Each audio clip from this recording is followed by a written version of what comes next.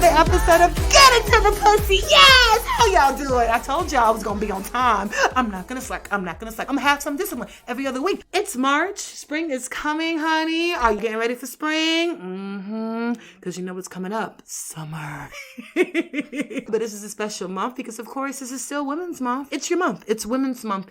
And it's a month of remembrance. It's a month of remembering who the hell you are. But fuck it, I want to call it Courage Month because it takes fucking courage to be a woman.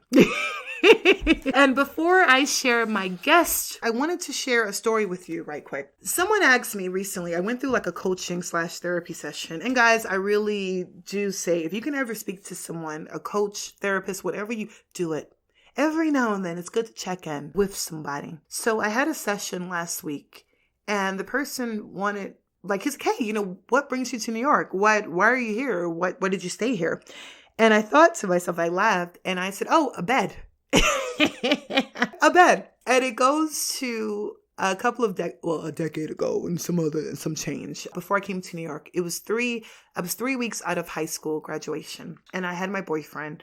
He had plans of getting married, having kids. You know, it's something about being Southern. People have that life. He says, Charlie, I don't get it. Why in the world do you want to, like, you just got out of high school. Like, we can do this. We can do this. And I said, fuck you. I want a bed. I want a bed. That's all I want. I want a bed. I'm going to New York to get a bed. I want a bed. And I remember screaming that at him, like crying. And I couldn't articulate the reasons why I wanted a bed. And I can say, I was talking to my coach a couple of days ago, and this is about courage. I realized the reason why I wanted a bed, because I never had one that I fucking remembered. I'm talking to the time till I was 7. I've never had a bed of my own. It was either a shared bed, a floor, a sofa, maybe from house to house, maybe something borrowed. Even as a teenager, there's not one friend can say, Charlie, oh my gosh, those conversations we had on your bed. That's a motherfucking lie. Conversations that we may have had on my sofa or on my floor, but I've never had a bed. And I remember graduating high school, poor as hell, going to New York, and I received 3 college acceptance, 2 from major colleges. Couldn't go. Why? Speaking of the bed, no dorm support. I didn't have extra money to pay for those dorms, so I couldn't go. And I remember my last selection was from a city university, of course, with no dorm, but it said, hey, you can come in. I flew to New York with $234 in my pocket with the idea of, I'm going to get a bed. Where does that lead me now? Some decades have passed. I'm still in New York City where a lot of people have went home. I had that bed finally. It took me 3 years later to get it. But what I realized is that bed stood for stability. It stood for safety. It was a house. I could never recognize that as a kid, but I wanted that as an adult. And I did that for myself as a woman. As a woman. Not dependent. So this episode and my guests, this is about courage. Courage, because as women, y'all, we fucking need it and we have it. And sometimes we need to bring it out and encourage each other to bring it out of ourselves in order to do this. Because it's tough. Don't get it twisted. I'm going to read an excerpt for you guys before we start. This is from Maxwell Maltz. There's a book I've been reading called Psycho-Cybernetics. And this is his take on courage and problems. You ready for this? He says, all problems, personal, national, or combat, become smaller if you don't dodge them, but confront them. Touch a thistle timidly, and it pricks you. Grasp it boldly, and its spines crumble. Someone has said that faith is not believing something in spite of the evidence. It is the courage to do something regardless of the consequences. Word. And with that, I'm going to introduce you to a woman business owner who had the courage to do something different. To Miss Janine Taylor, chef, woman business owner, vegan baker who makes the fabulous most vegan cookies. Miss Janine, welcome. Thank you for having me. I'm very excited to be here. Hell yeah. Amazing to be here. Thank you so much for this wonderful, wonderful opportunity. Thank you. So I want to ask you, I'm going to get straight to it because I don't believe, because since this podcast is called Getting to the Pussy, yes. We get to it. So my thing for you, girl, is when did you break that motherfucking thistle? When did you get to your breaking point where you're like, I need to be a business owner, do my own thing, enough? Okay. Of course. Gosh, I've been baking for years. But my breaking point was, I actually fell on my job on water, on carpet. Whoa. And when that happened, I was angry. I was upset. But I was giving a lot of parties. I was doing like a lot of catering jobs, gigs, here, there, and whatever the case may be. So let me say, you were working, but you were still doing your side jobs. Yes, still side jobs. Interesting. And you had an injury. Okay. Yes. My boss didn't like that people were coming in to pick up their items from the job. That was an issue. Okay. She wanted to, I told her, going to school. I did all that. And I just said, you know what? I got all my degrees. It's time for me to get out of here. Graduated in June, fell in July. Ended up leaving the job in December. I put my resignation in. I said, I'm done. I can't do this anymore. Working there is a very good, you get comfortable. Benefits are good. Yeah. Money is good. But I was miserable. Yeah. I enjoyed baking after work and doing my gigs more than working. So with that being said, I said, I'm done. And I decided to put in my resignation December 1st and leave at the end of the month. And I said, now I'm just out here. Out here in the deep. Let's go. What we gonna do? Yeah. First year was great. Business was coming in. And everybody's like, let me go back. Before I left the job, I was like, you sure you want to do that? Yeah. I don't know if you can do that. Do you need a driver? There's a thing. There's a thing. Do you need this? And I said, I'm good. Because I know this is what I want to do. Yeah. I was doing it before. So, yeah, for years, I'm doing it. So now everybody wants a piece of the pie because things are going really, really well. And I was out, but, it's what it is. I love that you said something, and I hate, some people say, like, for example, you said, okay, I caught an injury, right? I fell. And then some people, okay, nobody wants to fall. It's not a bad thing. And when I say it's not a bad thing, it's like, yes, it's a bad thing for you to hurt, of course. Yes. But this thing of contrast, was that the thing that made you click? Or maybe like, okay, this is happening, this situation, I believe that was it. That was crazy? Because I said, if I would have never fell, I would have still been at the job. Isn't that and gag? Not pursuing my dreams. That contrast. So that was it.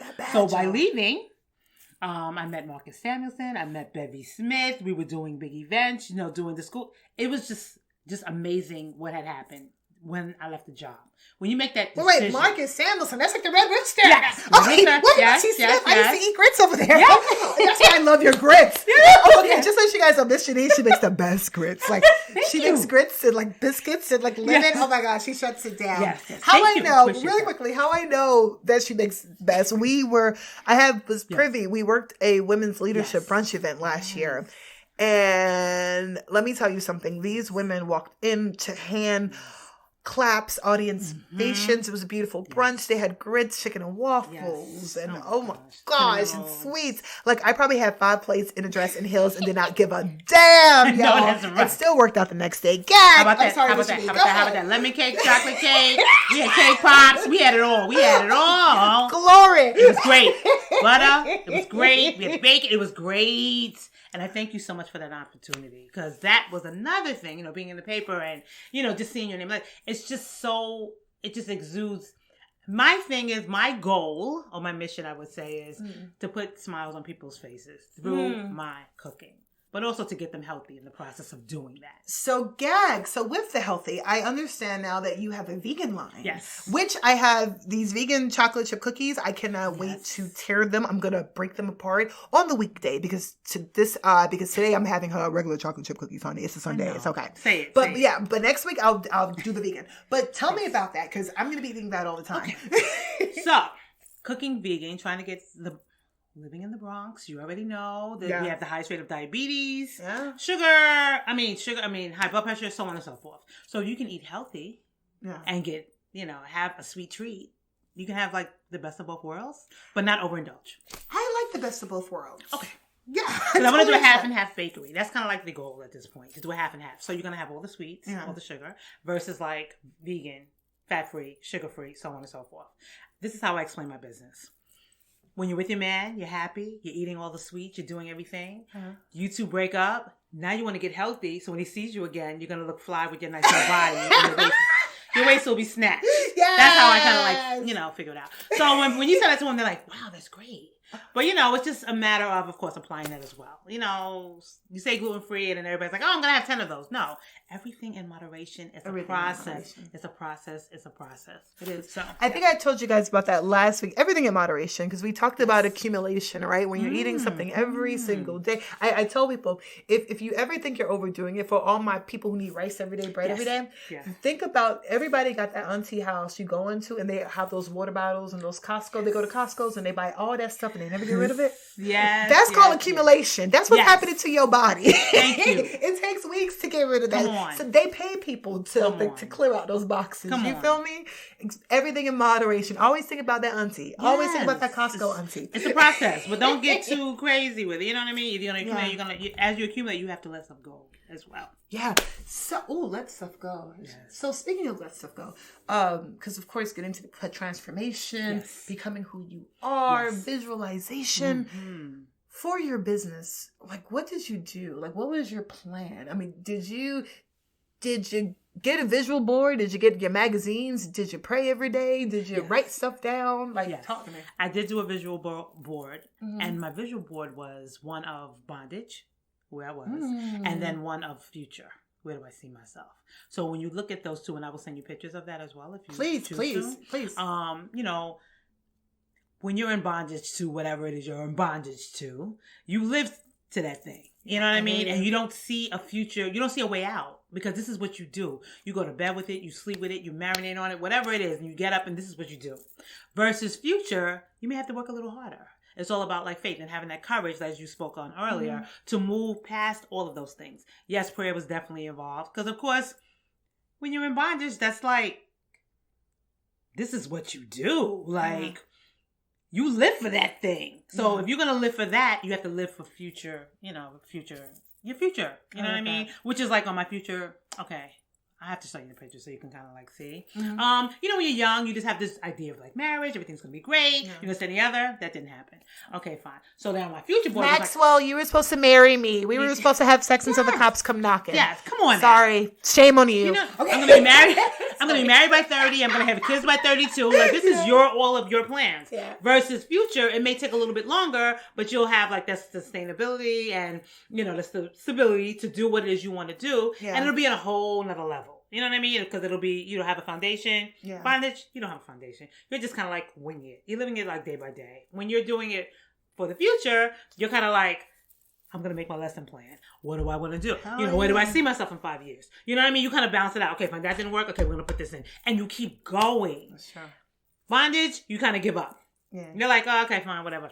That didn't work. Sometimes you wallow in that. You want to have pity parties about it. You're just like, I don't know what's wrong with me. Things happen. When things go wrong, it's a great thing. It's not a bad thing. It really isn't. You know what I mean? You have to fall to succeed. It's just like, literally, you have to fall to succeed. To succeed. You know what I mean? So by doing that, I learned that, teaching. I was like, me be a teacher? Yeah. Really? Me teach children how to get healthy?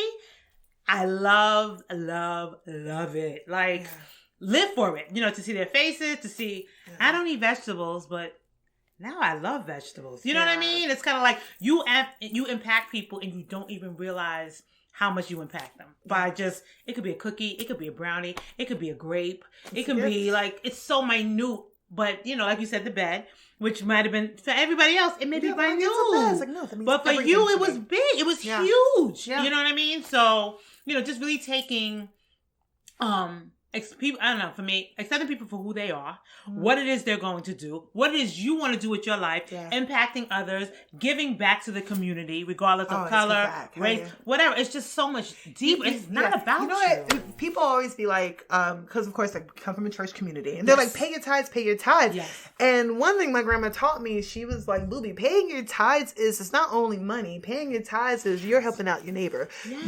You're speaking to those children. You're making sure that this person is fed. There is a whole way to constantly give back, and actually your money, your wealth is your talent, and you need to give 10% of that back as well, right? I mean, so it's this thing of that's how you continue. God is asking you for 10%. You're holding on to the 90. Come on, what are you doing with that 90? Stop being so selfish. Come on, and it's not all monetary. It can be help somebody across the street. It can be, you know what? I think somebody's hungry. I'm going to bring them a dinner. I mean, it's just like, and food to me is like, oh gosh, girl, you can reach so many people on so many levels by food.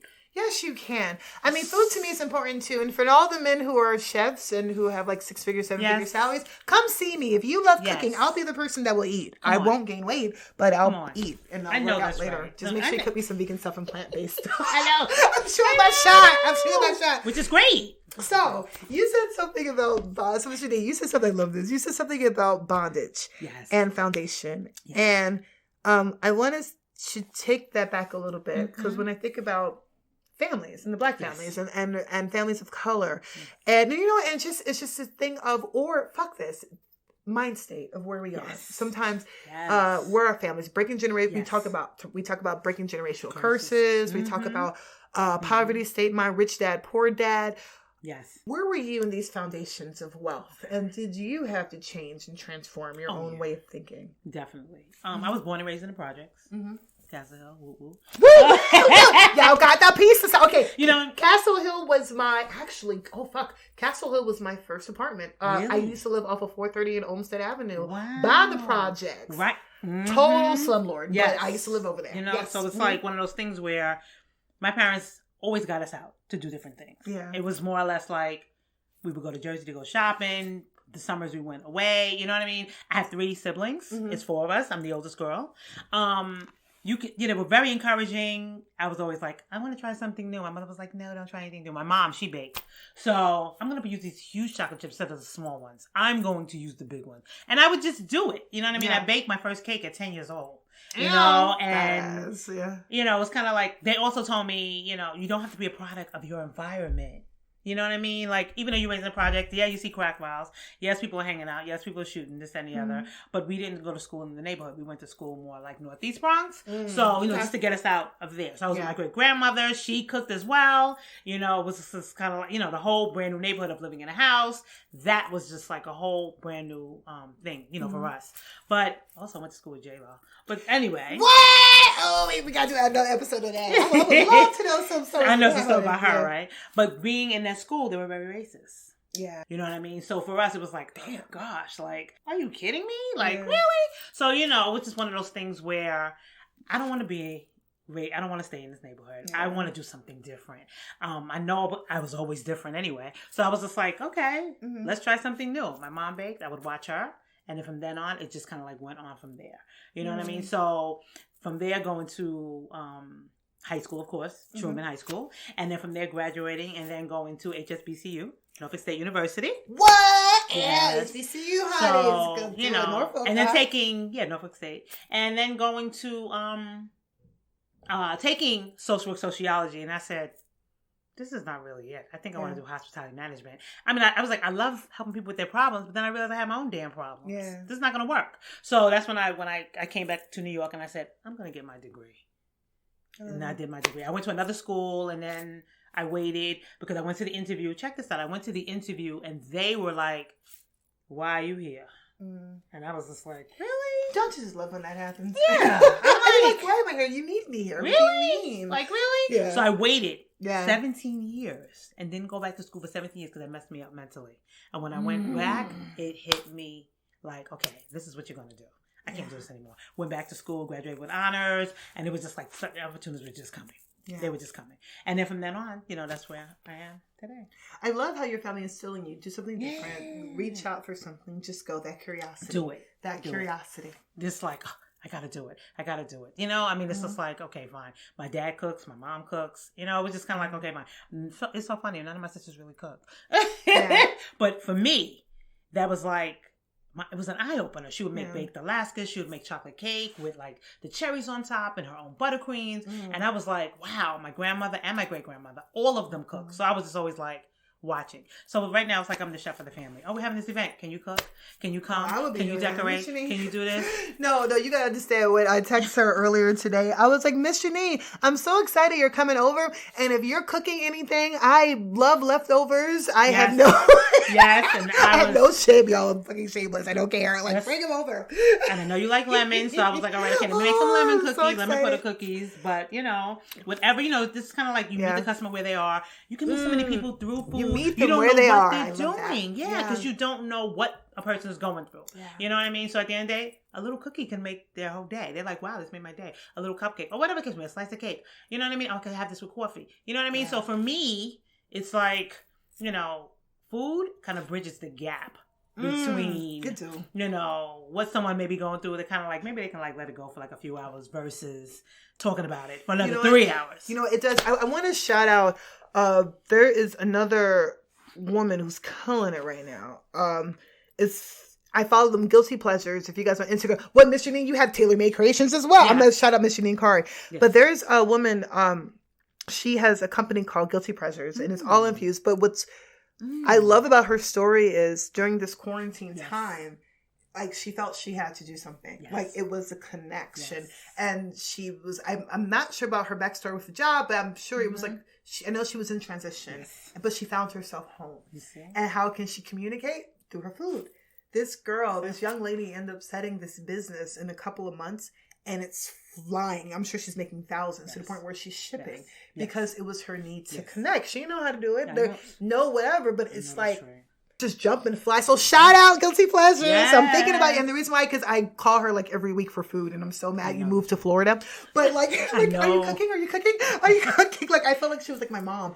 And when she sent me something extra, I would cry. Yes. I would cry. Yes, that's like, me. I would feel loved. Always send like extra stuff. Always. And that's I started doing it during quarantine. I started shipping because people need sweets. People need sugar. It's always an outlet. Someone always has something that they're going, they're going through, and they always need an outlet, whether it be drinking, whatever. So for me, you're shipping, I'm shipping. Whatever I have to do. I was delivered, whatever I have to do. You know what I mean? So we couldn't have a farmer's market this year. It's just like a lot of stuff. The whole 2020 did like a totally upside down. I was booked all the way to like September, and everything got shut down. Everything got shut down. So, at the end of the day, it was like, okay, fine. What am I going to do? Okay, let's start on this vegan cooking thing. Because I had a vegan baker. That didn't work out. So I said, you know what? I'm going to do this myself. So I started tweaking recipes and just trying things out. Just trying things out. And it worked. It just really worked. So I was like, all right, okay, ship this, ship that. What do you think?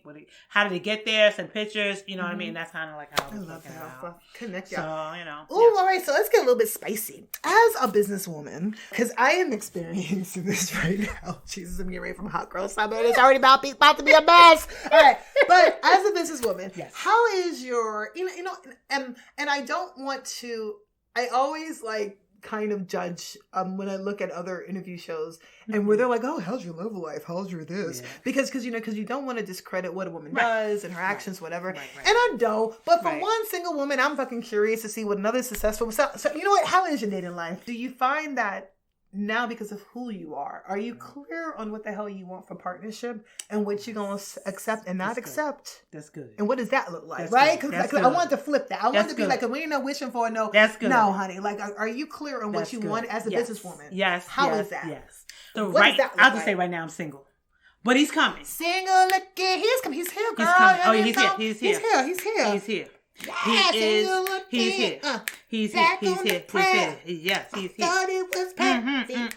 I don't know how. Yes, shout out to Trina. Yes, how about it? Let's do it. No, he's here. Like you said, he's here. So, as a woman, once you know what you deserve, you're not going to settle for bullcrap. Yeah. And if you do, that says a lot about who you are. That's your swag. And if you do, you're going to keep on being that shit. Exactly. As a woman, you hold all the cards. You hold the ball. So you can do a 3-pointer. You can do a cross, the court. You can do a 2-pointer. But at the end of the day, you have to know what it is you deserve. Good. So once you know that, knowing is half the battle. They say that all the time. So, I need a strong man. A man that makes me laugh. A man that loves God, of course. Because I need a balance. Mm-hmm. But a lot of women will settle and will, or if they're lonely or scorned or whatever the case may be.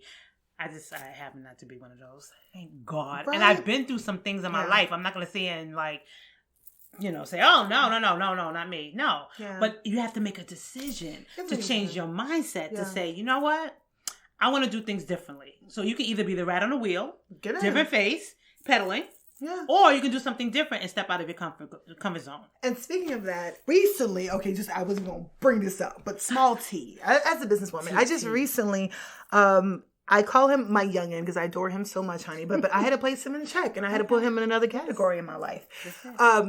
Because really quickly, as a woman, and a lot of times I feel that sometimes people don't understand because I feel like we manage people recklessly and we don't even know. You can love someone and care for someone, but manage them recklessly.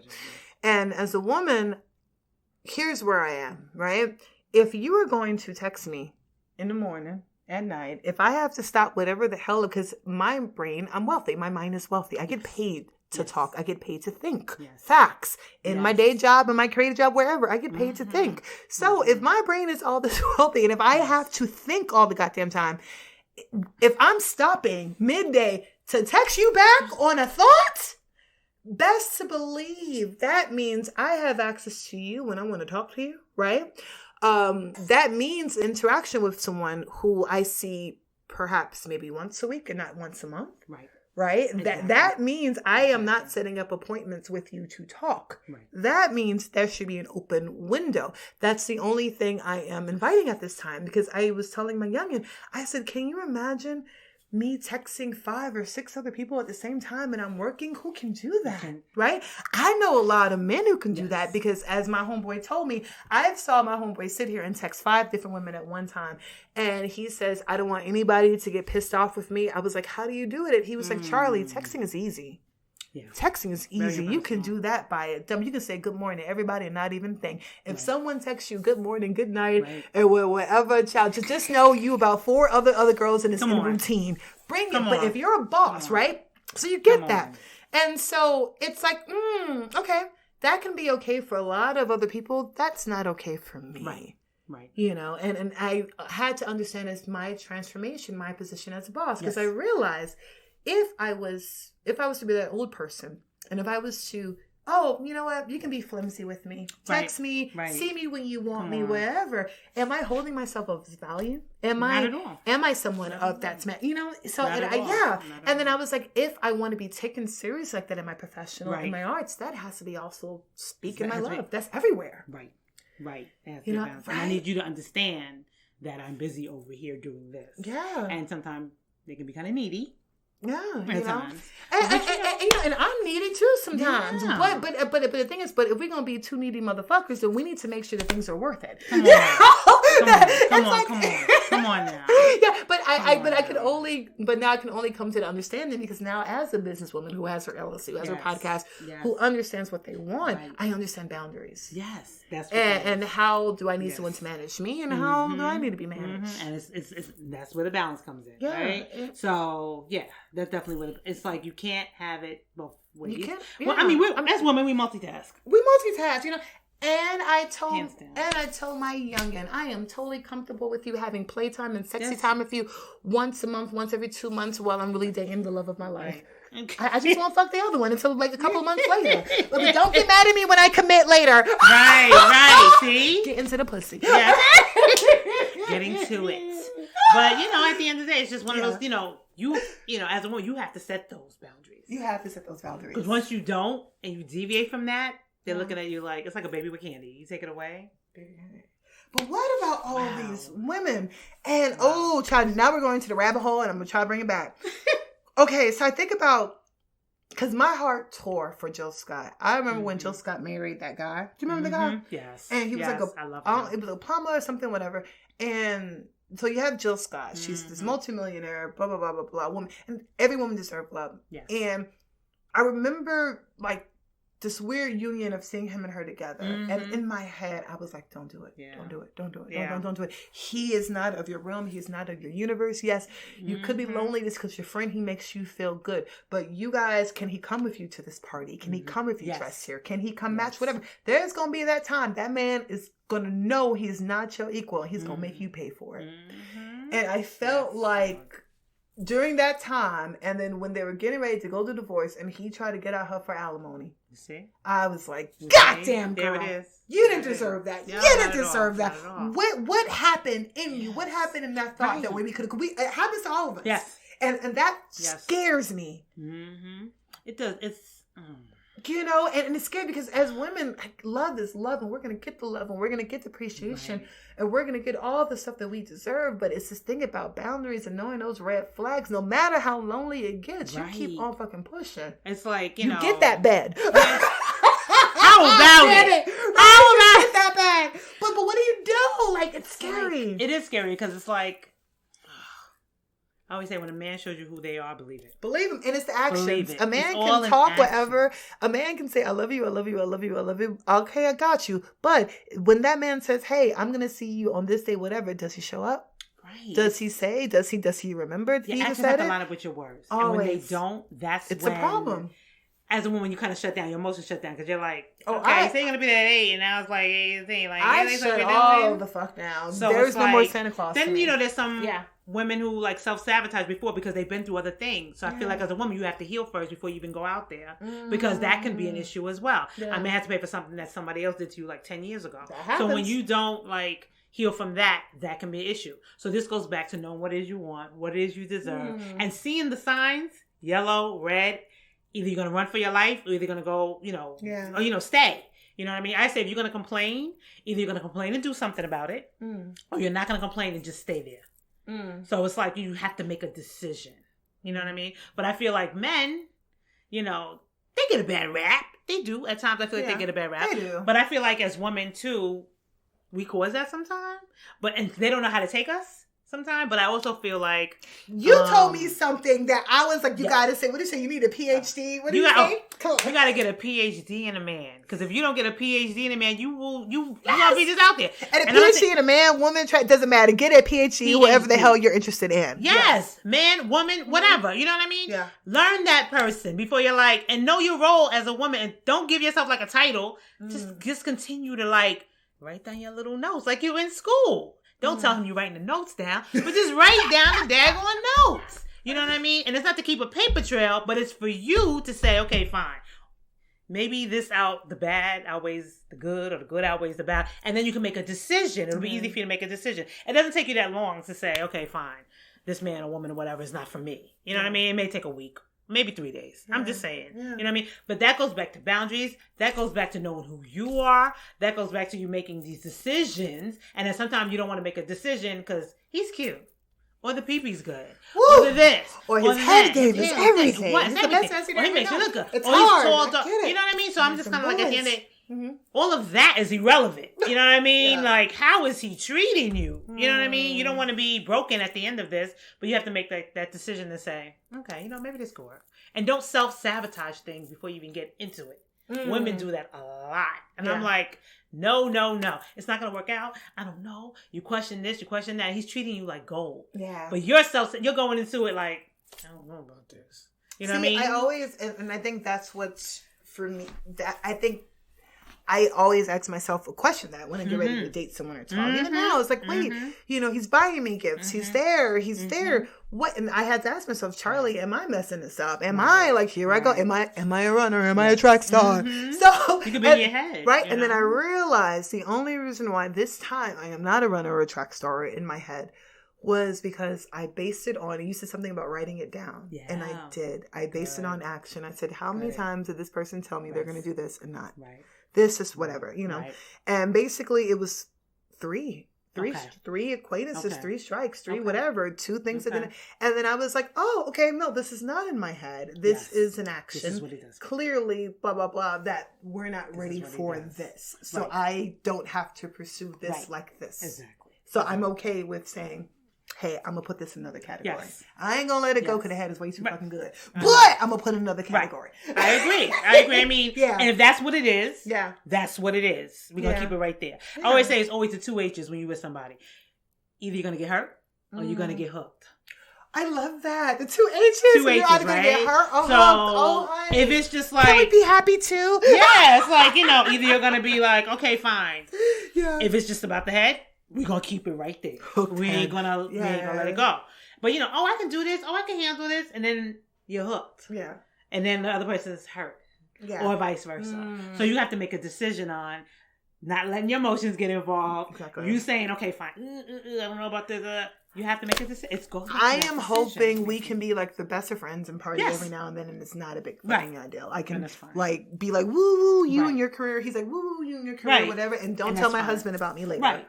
You know what I mean? And that's fine. You know what I mean? Because, we're going to be at like these big events. And I always say New York is not that big. You're going to run into each other. New York is not that big, y'all. You're going to run into each other. Always. And it can either be an awkward moment or a great moment. I love that. I'd rather have you know what I mean? At the end of the day, it's just one of those things. Yeah. Janine, this was such a fun conversation. Yes. Everything. I would love for you to, for us to wrap this up. Yes. For people who are listening and for people who are inspired to have that courage to do something where they didn't think they can do or this freedom, whatever. What would you like to really recommend them and encourage them to do? How do you step out on your own and get that courage? How do you step out on or maybe do your business?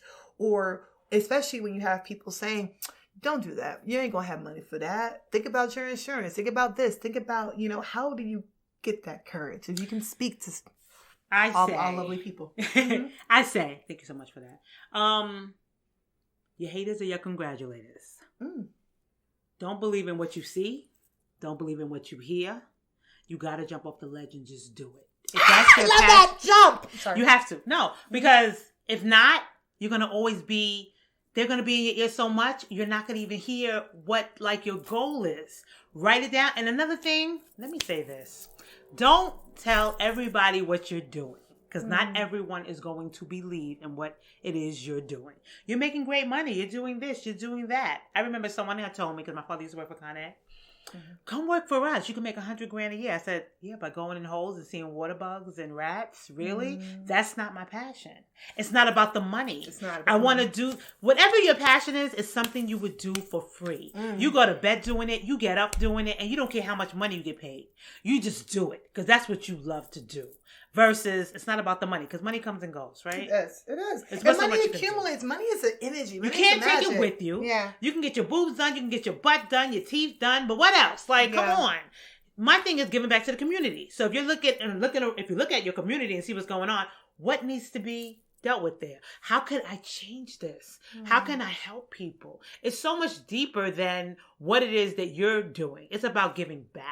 And I think sometimes people just don't want to give back, or they get so high they don't want to give back, or they think they're too good for that. Vanity is like everything. Please, you're gonna fall boom right on your face. So for me, go out and do it. I'm just saying, go, please, to get the courage to do it. Please, when people say you can't do it, that's when you really want to do it. Seriously, you know what I mean? that should put a fire right under your ass right there. I'm just saying at the end of the day. So once you have that, you're golden. Keep going. You're going to fall. Take me, for example. Keep going. I'm telling you, it's going to happen. It's going to happen. It's going to happen. That's all I have to say. It's going to happen. It's going to happen. You hear me? Women, it's going to happen. Stay focused. It's a process. Don't get caught up in the process. Don't. Keep going. If a recipe doesn't come out right, because I say everything I make is not good. And everything I made is good. But at the end of the day, I kept going. It's going to happen. So now I look back and I'm like, that's why you should keep a journal of things that happen. Oh, I tried this out. I did this today. Date it. Put it time. Because you're going to look back on those times and you're going to say, wow, I was in this 1-bedroom apartment and now I have a freaking mansion. And people aren't going to believe what happened. Because people want to hold you down. They don't want you to do anything. You're not going to be nothing. You're nothing. And I'm like, I'm something. I'm here to change somebody's life. Somebody needs to hear this. So. Yes! And that's how you get to your pussy. How about that? How about that? All right, y'all. We love you. We appreciate you. Yes. Everybody, y'all enjoy your Sunday. Enjoy your Thursday. Whatever the hell day you listen to the podcast, you better enjoy it and go out and get that courage. You hear me? And remember, if you want to go ahead and keep on touching that thistle, it hurts. Grab it and break that motherfucker. All right? Head on those problems. All right. We love you guys. Bye. Thank you for coming, Miss Janine. Woo! And guys, get into TaylorMade Creations. I am going to pop every TaylorMade Creations. I'm going to pop everything on my YouTube and on my Instagram.